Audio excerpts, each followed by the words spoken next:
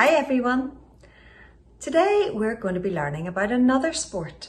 Last week Lynn taught us about archery and how this sport taught us that we fail to reach God's target because of the sin in our lives. This week we're going to look at another sport. I'm sure you might have some idea what this sport may be, but here are some clues to help you figure it out. This sport involves a ball. There are two teams.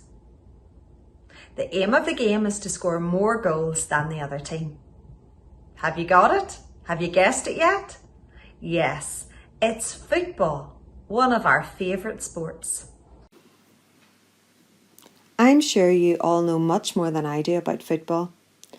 I do know that it is the most widely played sport in the world, and I know lots of people enjoy watching it on television too.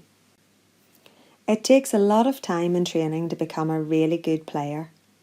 You might never get to play for the biggest and best teams, but it is a fun and competitive team game which lots of people enjoy playing.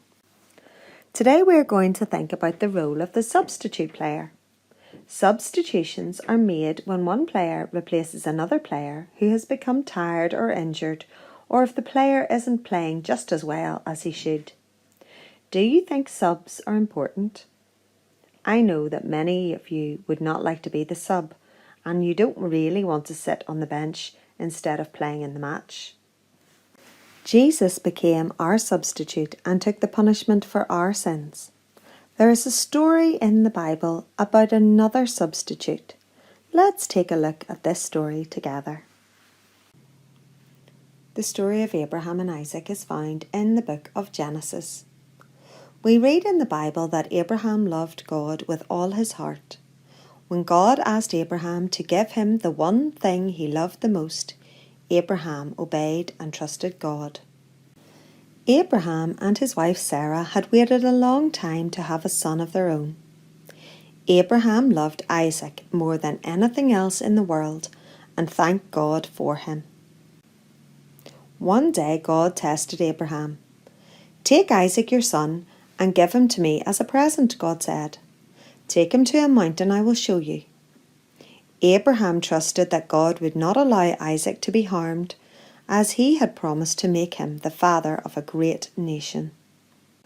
Early the next morning, Abraham put some wood for a fire on his donkey and went to the mountain with Isaac. It would be hard to give Isaac to God.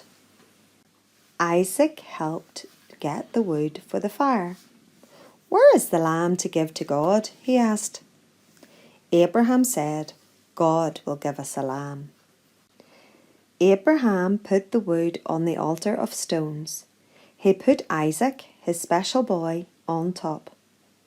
God knew that Abraham loved him and was giving him the one thing he loved the most. A voice said, "Stop, Abraham. God has seen that you love him even more than you love your only boy. You listened to God even when it was hard."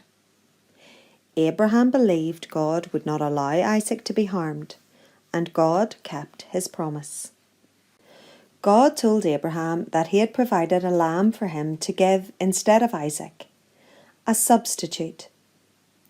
Abraham looked round and saw a ram caught by his horns in a bush. He put the ram on the altar and sacrificed it to God. Abraham and Isaac never forgot to make loving God the most important thing to do. When you obey and trust God, He will never let you down. God provided a lamb to be the substitute for Isaac, and Jesus became our substitute. We deserve to be punished for our sin, but God sent Jesus to die and take the punishment, to be a substitute for us.